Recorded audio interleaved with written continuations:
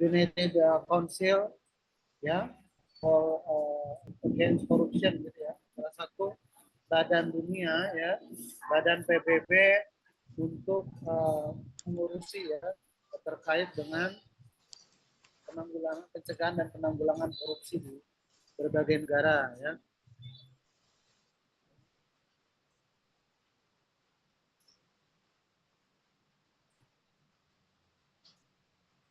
Masih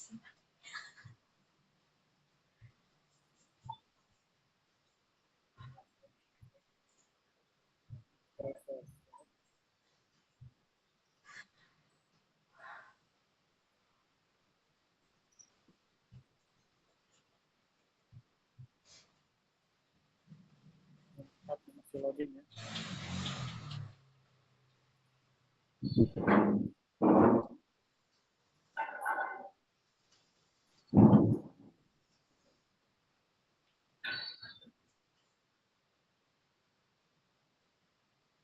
Indonesia Convention Against Corruption, di mana tugasnya adalah menyatukan standar internasional dan kebijakan nasional bahwa sebuah kesepakatan global akan negara-negara anggota PBB, di mana nanti akan merujuk aturan penanganan hukum, institusi dan kerjasama internasional terkait dengan pencegahan dan penanggulangan korupsi ya.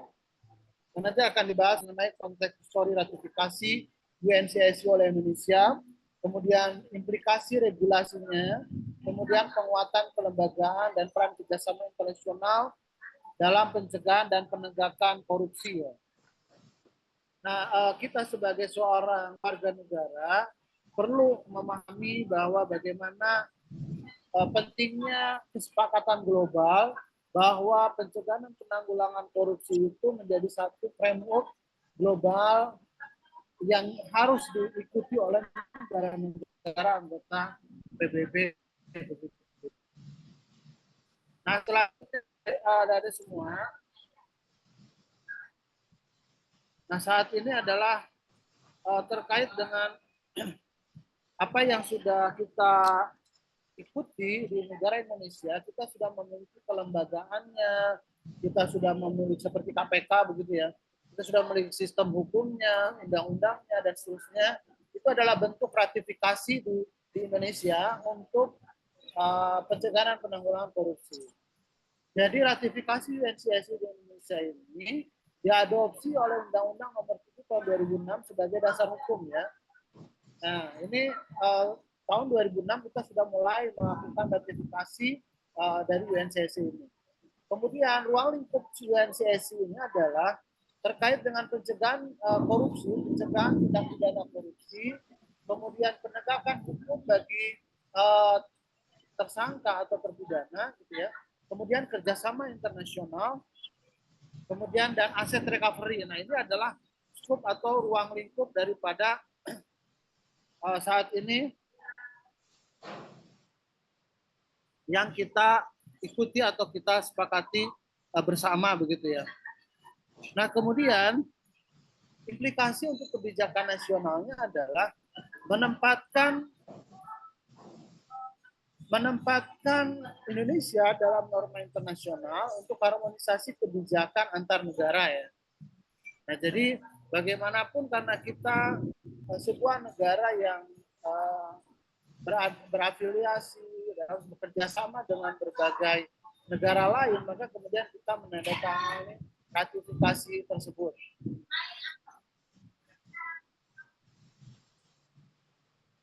Apa arti penting ratifikasi UNCSC bagi Indonesia? Yang pertama adalah penguatan hukum, ya. Kemudian yang kedua adalah standar internasional dan kerjasama lintas negara. Apa yang dilakukan di Indonesia melalui standarisasi praktek anti korupsi sesuai dengan norma internasional, ya, di mana negara menyelaraskan kebijakan dan pedoman prakteknya berdasarkan ratifikasi UNCSC tersebut.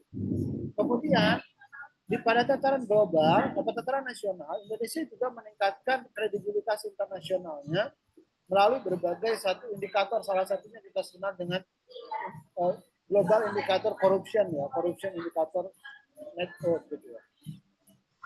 Jadi indikator korupsi global itu menjadi salah satu ukuran kredibilitas Indonesia di mata internasional. Kemudian selanjutnya adalah mempermudah kolaborasi teknis ya, di mana penanganan dan pencegahan korupsi ini harus menjadi satu kesepakatan global sehingga harus ada kolaborasi. Nah, sehingga ratifikasi ini mempermudah kolaborasi teknis tersebut. Nah, berikutnya adalah yang kedua, penguatan perangkat hukum anti korupsi nasional. Dengan kita melakukan ratifikasi, maka kita melakukan revisi undang-undang untuk kesesuaian UNCSC. Nah, itu yang dilakukan oleh Indonesia dalam rangka menyelaraskan perangkat hukum anti korupsi nasional. Yang kedua, yang berikutnya adalah memperkuat mekanisme penuntutan dan pencegahan korupsi ya, di mana saat ini tentu dengan memperkuat dan proses penuntutan atau pencegahan, maka kita menyatakan diri sebagai satu negara yang mengikuti ratifikasi dalam pencegahan korupsi. Kemudian yang berikutnya adalah kita juga memperkuat akuntabilitas sektor publik.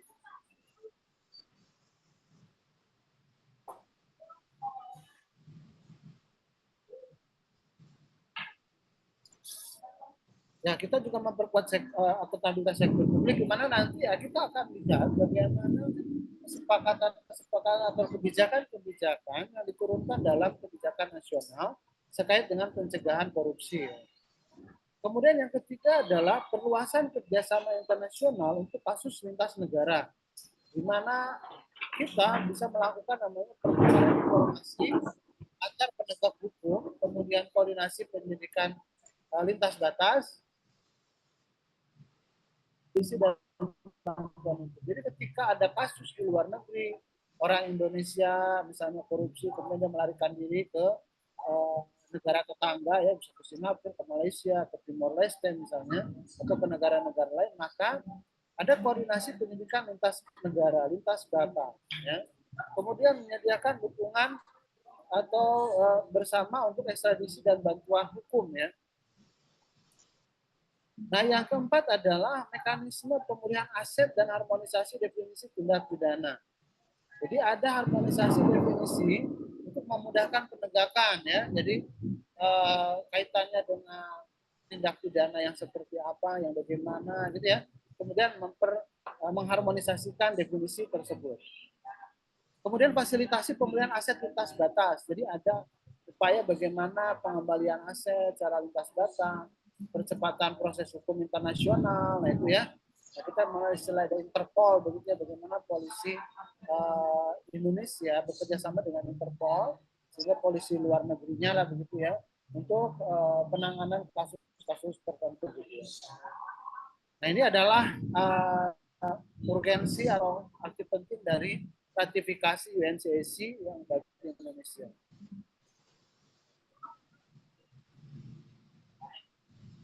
Kemudian apa dampak ratifikasi terhadap perubahan regulasi di Indonesia?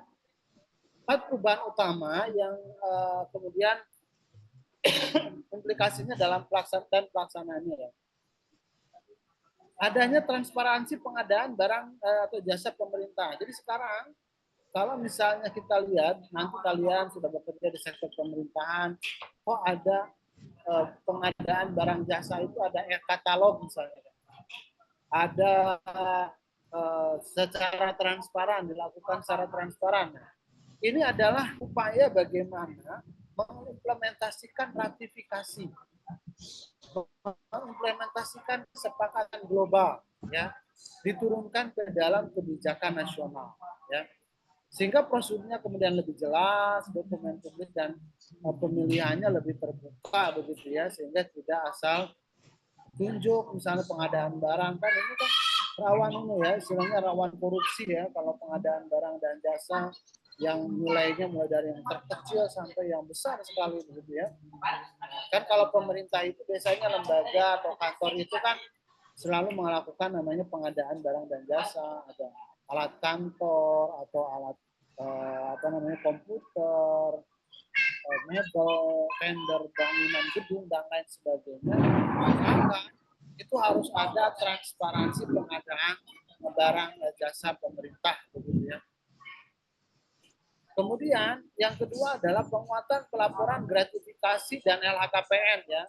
Jadi laporan harta kekayaan pejabat negara itu kemudian harus dilaporkan ya. Nah, ini kewajiban pelaporannya diperluas ya, catatan asetnya lebih ketat begitu ya. Nah, ini dilakukan oleh pemerintah ya. Makanya kalau kalian lihat kan suka ada tuh calon presiden, calon bupati, calon pejabat-pejabat negara itu mesti ada laporan harta kekayaan pejabat negara ya, karena memang ini satu komitmen bersama komitmen bersama di nasional atas ratifikasi tersebut begitu ya. Kemudian yang ketiga adalah harmonisasi undang-undang tindak pidana korupsi dengan standar internasional, adanya penyesuaian pasal dan sanksi sesuai praktek global begitu ya. Nah, selanjutnya ada penguatan pencegahan dan audit publik. Jadi ada audit kepatuhan lebih rutin ya, ada mekanisme pencegahan di tingkat. Jadi kalau lembaga-lembaga pemerintah itu ada audit ya, ada audit keuangan ya, auditnya kemudian dengan hasil misalnya nanti, nah ini implikasi pelaksanaan dari kepatuhan itu kan ada wajar tanpa pengecualian, wajar dengan pengecualian dan seterusnya. Jadi ini adalah satu mekanisme yang diturunkan dari mekanisme global atau ratifikasi atau kesepakatan global, kemudian diadopsi oleh peraturan nasional. Ya, kemudian yang kelima adalah implikasi pelaksanaan, jadi audit kepatuhan rutin, pelatihan intensif dan untuk pejabat. Jadi sekarang pejabat itu ada namanya komitmen ya, komitmen untuk pencegahan dan penanggulangan korupsi. Nah, ini salah satu upaya yang dilakukan oleh pemerintah begitu ya. Tuh. Nah, yang berikutnya adalah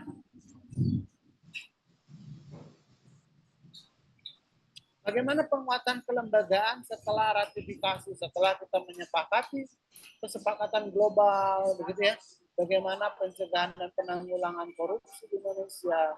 Maka negara membentuk namanya, atau pemerintah membentuk namanya lembaga independen, yaitu Komisi Pemberantasan Korupsi. Ya.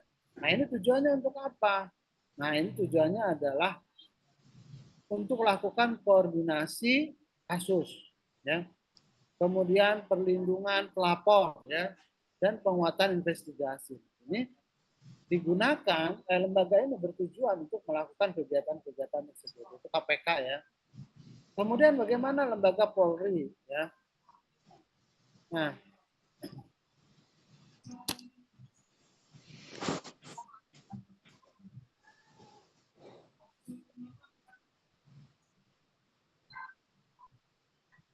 jadi Polri melakukan penegakan hukum, ya tugasnya.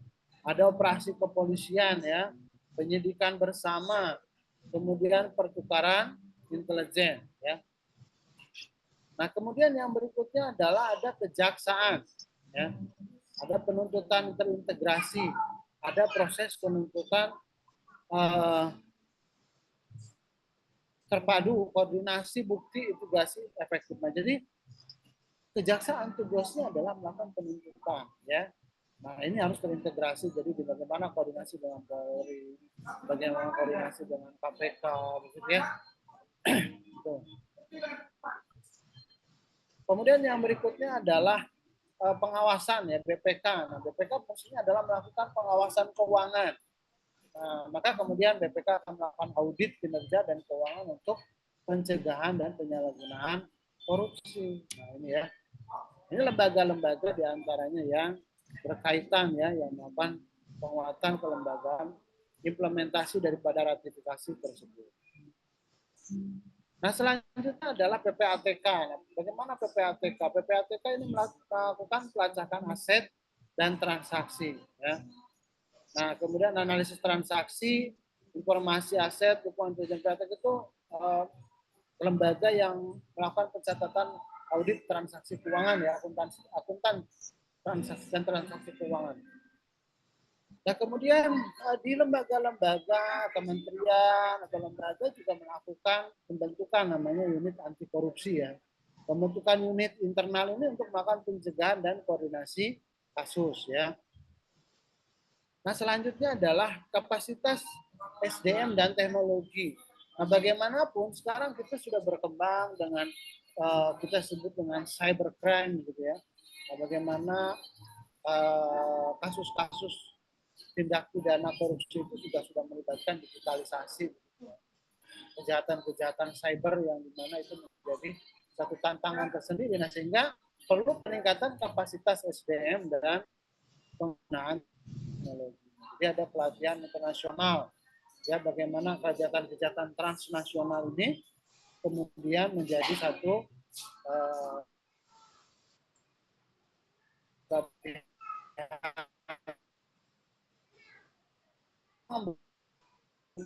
data transaksi. Nah, ini adalah salah satu upaya peningkatan kapasitas SDM dan teknologi.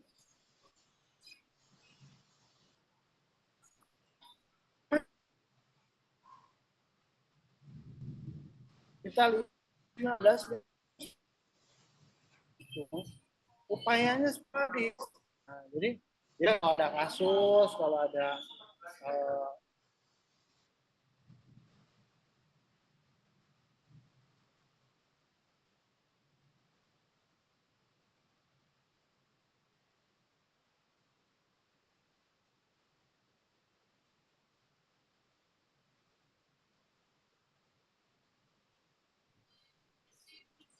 maaf,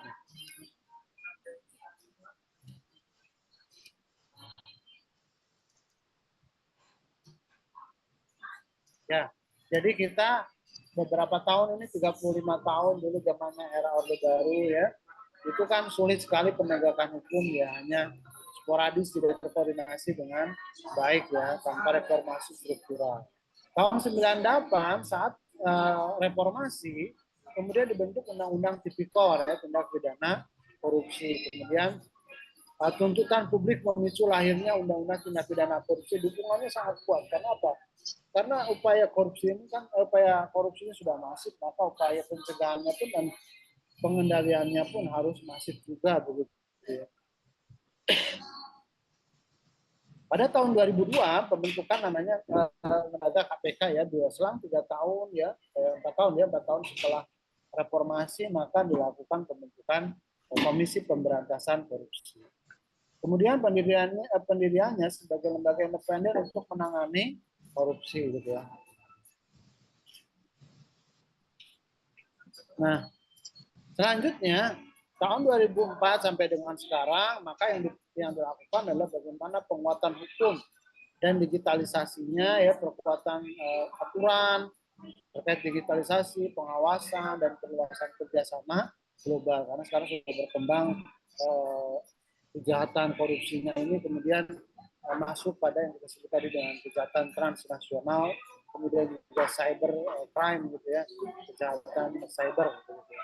Nah, implikasinya kemudian ada tekanan publik yang kuat dan tentu dilakukan kapasitas teknis ya pada unsur-unsur, pada organ-organ pencegahan dan penanggulangan korupsi.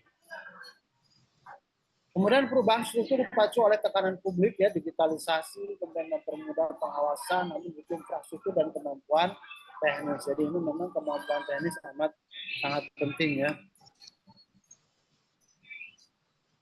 Nah, selanjutnya adalah kerjasama internasional untuk pencegahan korupsi ini.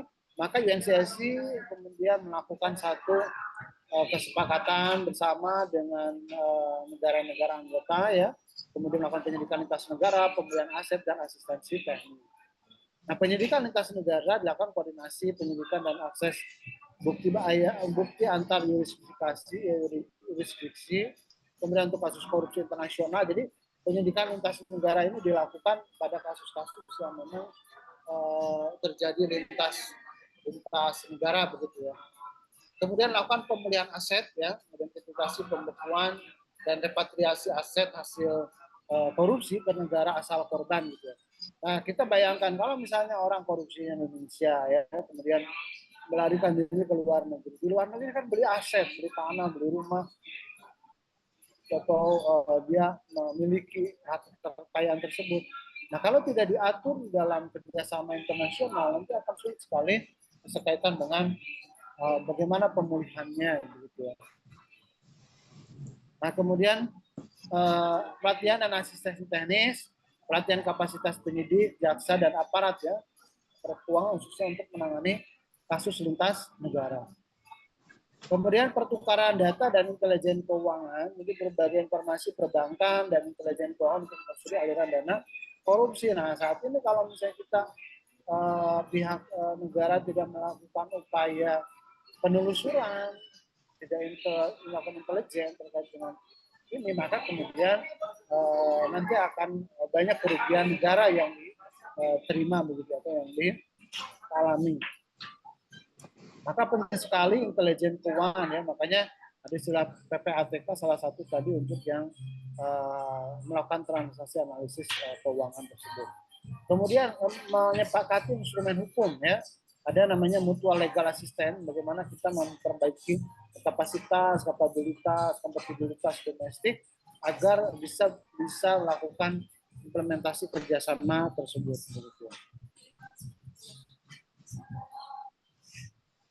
Nah, selanjutnya adalah peran Indonesia dalam kerjasama internasional. Jadi, ada koordinasi lintas forum dan lembaga untuk pencegahan korupsi dan money laundering. Kita mengenal istilah money laundering ya. Ada kadang-kadang kita suka mendengar ya istilah money laundering. Orang tiba-tiba di satu daerah ada yang beli tanah luas banget gitu ya. Nah, itu tujuannya kan bisa saja money laundering. Ada banyak dia buka usaha ini itu uangnya tidak berseri begitu ya, ternyata namanya menggunakan nama orang lain, nama yang jaganya begitu ya. Jadi bukan lagi nama yang punyanya. Nah, itu biasanya disebut dengan money laundering gitu ya. Nah, ini kan ini yang terjadi saat ini di berbagai upaya, di berbagai korupsi, kemudian berdampak kepada dia memiliki uang lebih, kemudian dia melakukan namanya money laundering. Nah, forum dan perannya, kita menyepakati di UNCIC Conference of the State Parties jadi sebagai anggota aktif, kemudian di ASEAN Parties Against Corruption ya sebagai partisipasi regional, kemudian kerjasama bilateral dengan negara tujuan dengan aliran dana korupsi. Ya. Kemudian lembaga nasional yang terlibat ada KPK ya, dengan Komisi Pemberantasan Korupsi. Kemudian ada PPATK ya, Pusat Pelaporan dan Analisis Transaksi Keuangan ya. Nah ini, kemudian Kementerian Luar Negeri dan Kementerian Hukum dan HAM ini adalah lembaga-lembaga nasional yang terlibat dalam koordinasi lintas forum ya. Nah kemudian bentuk kerjasamanya yang dilakukan diantaranya adalah fasilitasi mutual legal assistance atau MLA, kemudian advokasi kebijakan internasional ya.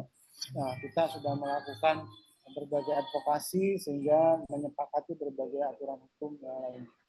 Kemudian penguatan kapasitas melalui program pelatihan bersama ya. Jadi tentu harus ada pelatihan bagaimana memperkuat yang meningkatkan kapasitas lembaga masing-masing tersebut. Ini adalah peran Indonesia dalam kerjasama internasional. Ya.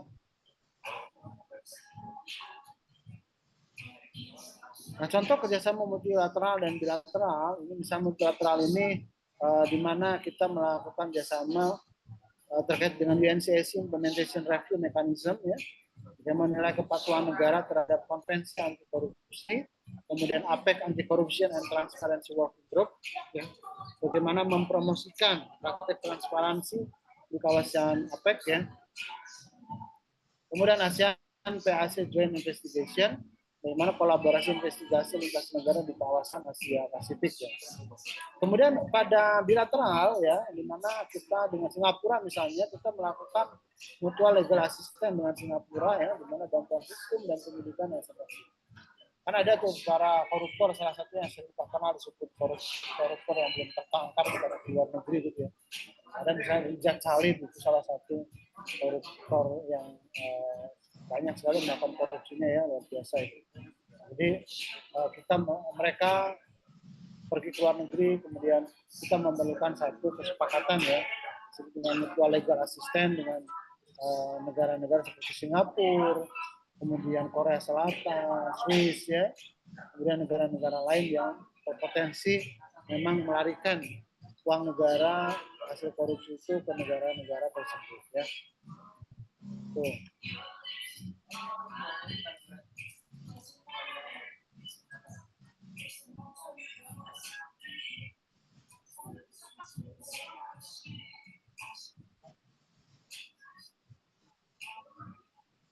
Kemudian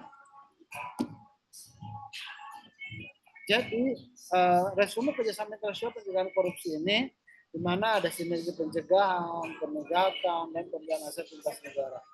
Ada aktivitas global kolaborasi internasional. Partisipasi Indonesia dalam mekanisme global dan regional. Kemudian fokus utamanya adalah pencegahan, penegakan, dan pemulihan aset ya. Kemudian upaya hukum juga dilakukan. Jadi bagaimana program pencegahan, upaya hukum, dan aset kembali ke negara nih, yang sampai asetnya malah hilang begitu ya. Nah, itu.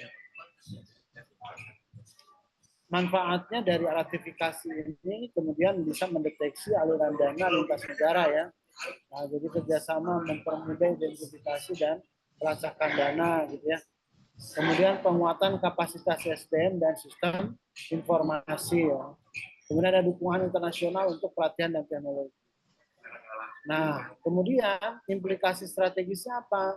Adanya kombinasi bagaimana pencegahan domestik dan kolaborasi internasional ya, kemudian meningkatkan respon terhadap korupsi transnasional ya. Jadi dengan kita melakukan kerjasama internasional pencegahan korupsi, maka ada banyak hal yang diterima manfaatnya oleh negara dalam rangka pengembalian aset, pencegahan, ya, penegakan hukum. Nah, itu salah satu bentuk yang diterima.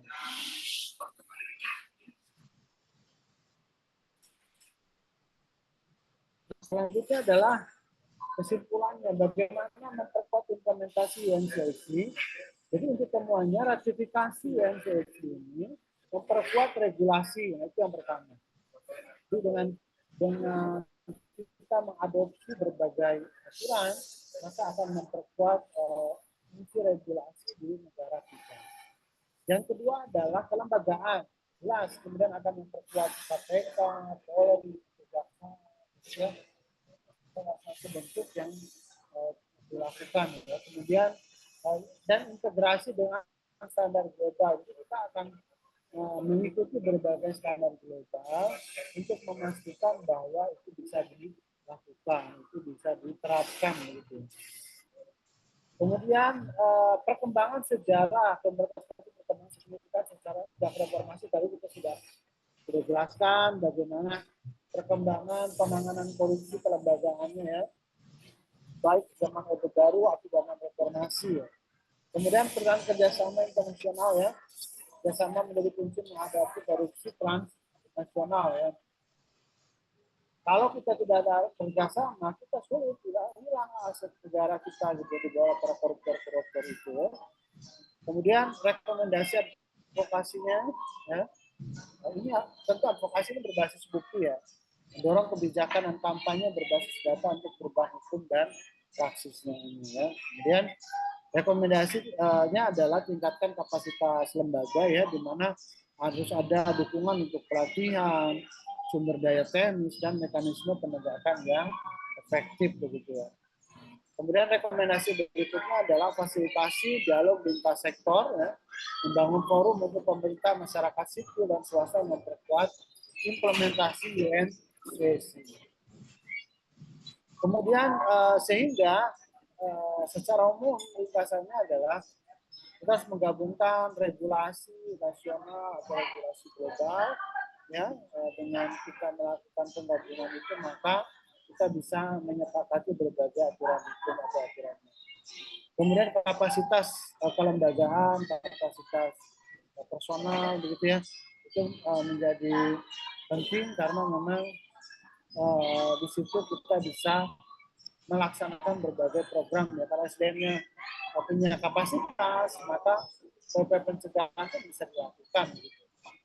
Kemudian kerjasama internasional untuk hasil yang betul-betul nyata dan sangat terasa ya oleh kita bagaimana pengembalian aset ini kita terima, kita lakukan dan sangat membantu negara untuk apa namanya pengembalian aset tersebut. Baik, terima kasih. Saya kira itu mungkin materi yang bisa saya sampaikan. Silakan barangkali ada yang ditanyakan, silakan ya.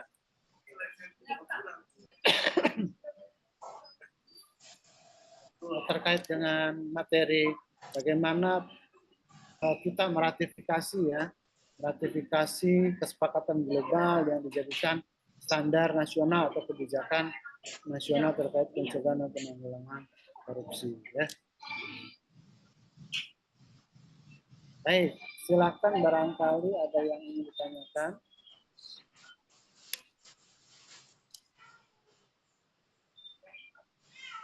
Apakah sudah cukup jelas?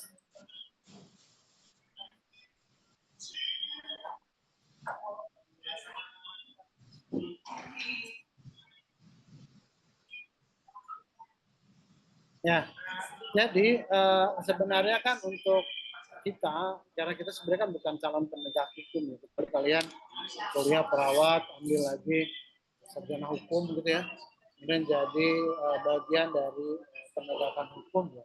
Dan lagi persoalannya ya.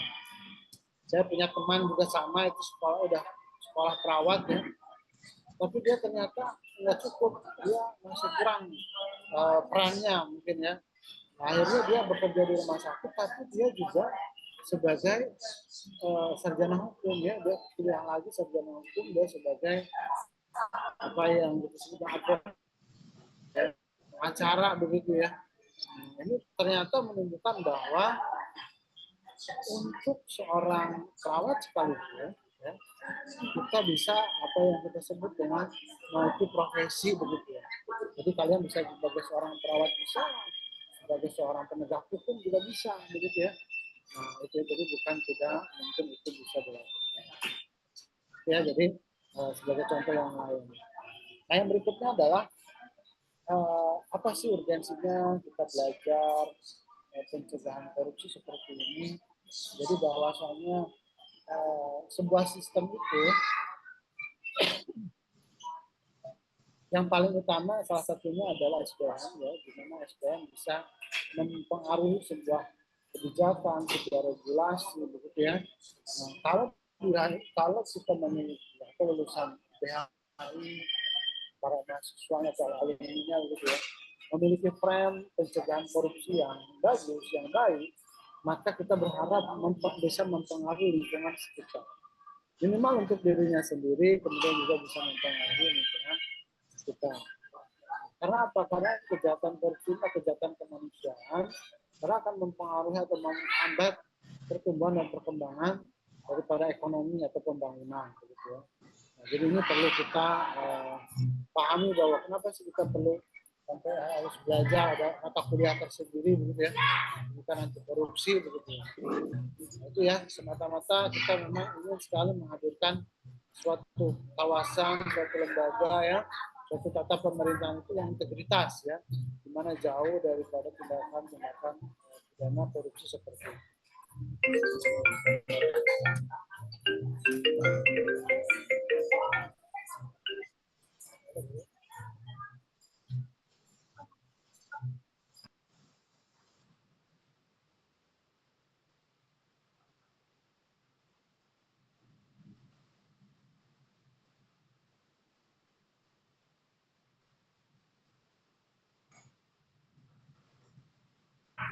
Ya, jadi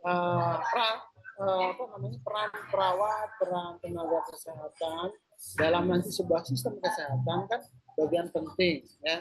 Kalian nanti mungkin akan jadi kepala ruangan, akan jadi wakil direktur, kepala bagian, bahkan direktur rumah sakit gitu ya.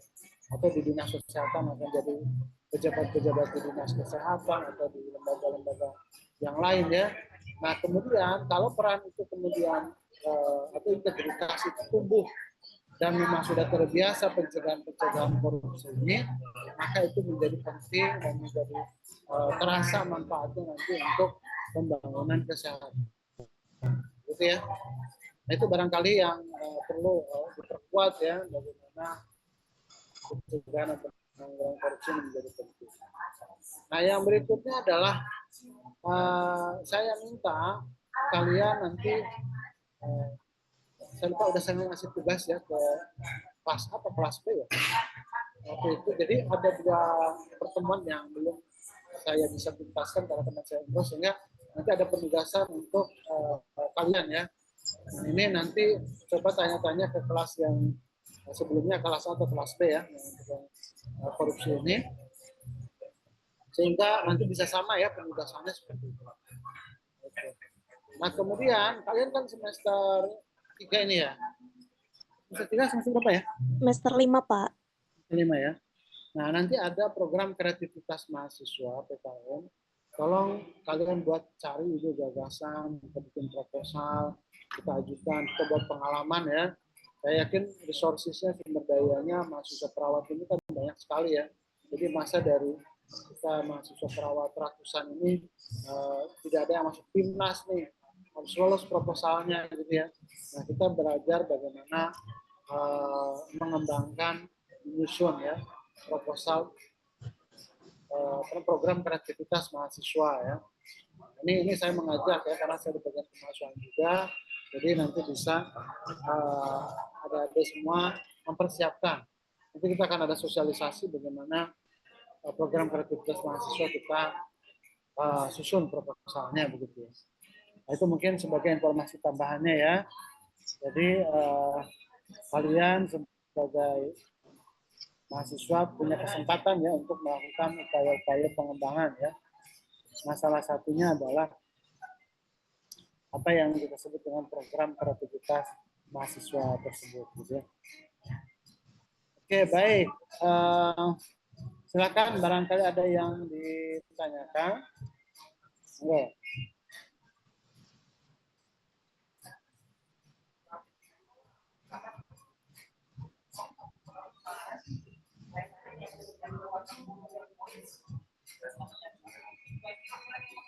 Ada yang ditanyakan kau?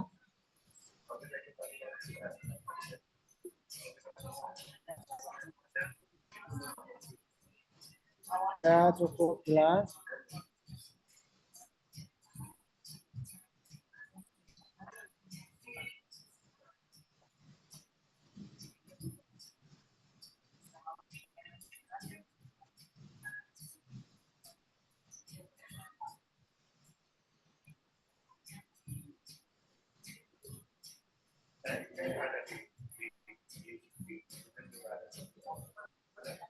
Gimana, sudah jelas?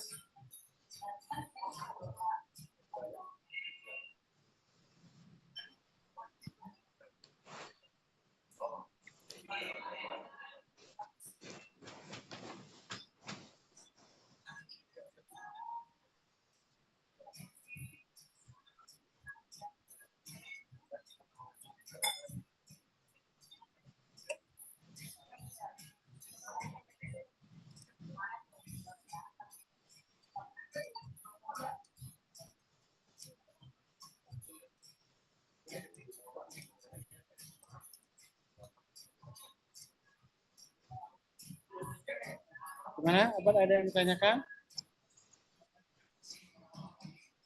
Sudah jelas? Sudah, Bapak. Baik, kalau sudah jelas, ya mungkin itu yang bisa saya sampaikan ya. Mudah-mudahan bisa memberikan pencerahan kepada semua mahasiswa ya. Dan mudah-mudahan apa yang saya sampaikan ini bisa bermanfaat ya kelak di kemudian hari kalian mungkin menggunakan atau memanfaatkan ilmu tersebut begitu ya. Baik, saya kira itu mungkin yang bisa saya sampaikan ya.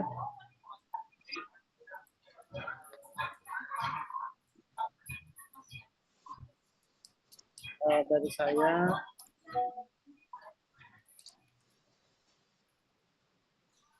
itu saja ya yang bisa saya sampaikan. Terima kasih.